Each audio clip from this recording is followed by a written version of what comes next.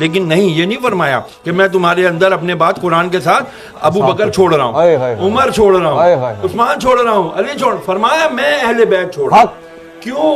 اس کی سب سے بڑی وجہ، صحابہ بھی وفات پا گئے، کئی صحابہ نے شادیاں نہیں کی، کئی اصحاب کے اولاد ہی نہیں ہیں، لیکن اللہ نے قرآن میں وعدہ کیا ان شانیہ کا هو الابتر، اے محبوب تیرا دشمن ہی بے نام رہے گا لیکن تیری آل چلے گی، تیری آل چلے گی، قیامت تک سید ہوگا، آئے گا آخری سید جس کا نام مہدی ہوگا، محمد ہوگا، وہی آ کر کے پھر دجال کو بھی مارے گا، وہی آ کے جب حضرت عیسیٰ علیہ السلام کو بھی کلمہ پڑھا کر کے وہ کہیں گے کہ اب میں لا الہ الا اللہ محمد رسول اللہ کا کلمہ پڑھتا ہوں۔ اب بات آ جاتی ہے یہاں پر کہ ہم کیوں نہیں سناتے کربلا کا، چھوڑ دیا ہے کربلا کے، شیعوں کا کام ہے یہ، تو ہمارا کام نہیں ہے۔ یہ کس نے کہہ دیا کہ یہ خالی کربلا اہل بیت نبی کی آل صرف شیعوں کا ٹھیکہ ہے؟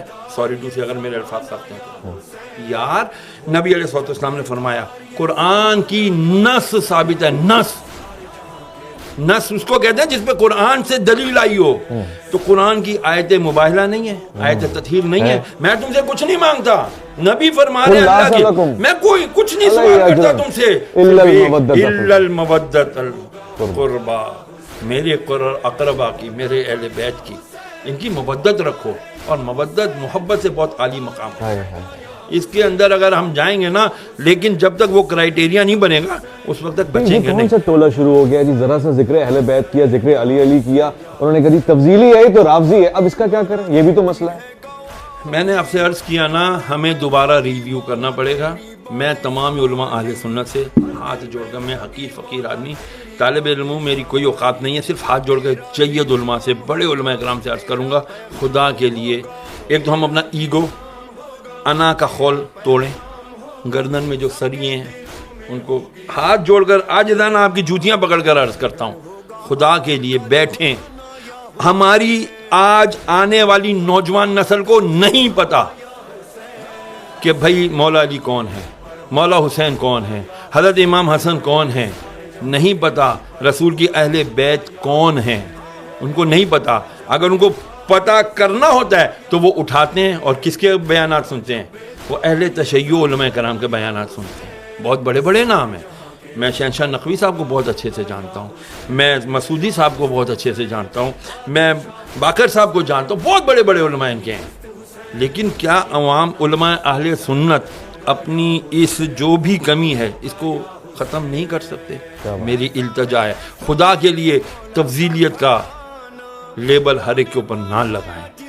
صحابہ کرام علیہ رضوان ان کے اپنے مقام ہیں، اہل بیت کا الگ مقام ہے، کیوں مقابلہ کرتے ہیں آپ لوگ؟ خدا کے لیے نہ مقابلہ کریں، یہ مقابلے بازی کا کام ہے ہی نہیں۔ اللہ اکبر۔ یار جب ویسے آپ اس بات کو قبول کرتے ہیں، سچا سوال، حضور نے ہم نے اہل بیت کو چھوڑا تھا، انہیں تعارف فکم ثقلین کتاب اللہ و عطرتی، اور ہم نے بھی اہل بیت کو چھوڑ ہی دی۔ دیکھیں کرائیٹیریا دے دیا، ایک اصول دے دیا، قرآن کو پکڑے رہو گے ہدایت پر رہو گے، قرآن کے ساتھ دوسری چیز کیا چھوڑی؟ اہل بیت پکڑو گے تو ہدایت پر رہو گے۔ خالی اہل بیت پکڑا قرآن چھوڑ دیا گمراہ، قرآن پکڑا اہل بیت چھوڑ دیا گمراہ، دونوں۔ کیونکہ اہل بیت کون ہے یار؟ کربلا اگر نہ برپا ہوتا، میں بہت بڑی بات عرض کرنے لگا ہوں، اگر کربلا کا واقعہ نہ ہوتا تو خدا کی قسم حق اور باطل کا پتہ ہی نہیں چلنا تھا۔ اللہ اکبر۔ پھر تو وہی ہوتا جس کی لاٹھی اس کی بھینس۔ یزید آ جاتے ہر دور کے اور کہتے ہیں جی ہم اتھارٹی ہے، ہمارے پاس طاقت ہے، ہماری بات مانو، ہم جو کہہ رہے ہیں وہی حدیث ہے، ہم جو کہہ رہے ہیں وہی شریعت ہے۔ امام حسین نے کیا تھا یار، بڑے مزے سے مدینے میں رہ رہے تھے، بڑے آرام سے جو ہے نا زندگی گزار سکتے تھے، وظیفے مقرر ہو جاتے، کسی جگہ کی گورنر ہی مل جاتی، ہاں جی گادی نشین بن جاتے لوگ یہاں پر، کتنی بڑی گدی آپ کے پاس ہے۔ ہاں آج اللہ اکبر۔ تو پھر ذرا بتائیے جو آل رسول ہوتے اس سے بڑی گدی کسی کی ہونی تھی؟ نہیں ہونی تھی نا، لیکن نہیں۔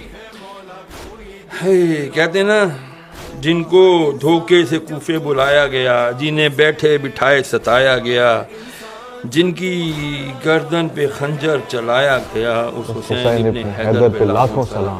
آج اس حسین نے اگر قربانی نہ دی ہوتی 61 ہجری میں، خدا کی قسم اسلام کا نام لیوا کوئی نہ ہونا تھا، پھر یزید اور صرف یزید ہوتا۔ میں کسی چینل پر گیا تھا، معذرت کے ساتھ ایک عرض کر دوں، میرا میڈیا کہتے ہیں آزاد ہے، کوئی آزاد نہیں ہے۔ مجھے کہا گیا یزید کا نام نہیں لینا، दुश्मन अहले बैत कह देना या दुश्मन हुसैन कह देना, मैं क्यों नहीं नाम लूँ यजीद का? लानत भेजी जब तक मैं लानत यजीद लानतुल्लाह अलैह जब तक नहीं कहूँगा मेरी तसल्ली नहीं होगी। तो मैं क्यों करूं ऐसा काम, मैं क्यों करूं ऐसा प्रोग्राम कि जहां पर मैं हक और बातिल को बयान ही ना कर सकूं? वाह, वाह, तो फिर आप प्रोग्राम क्यों कर रहे हो भाई?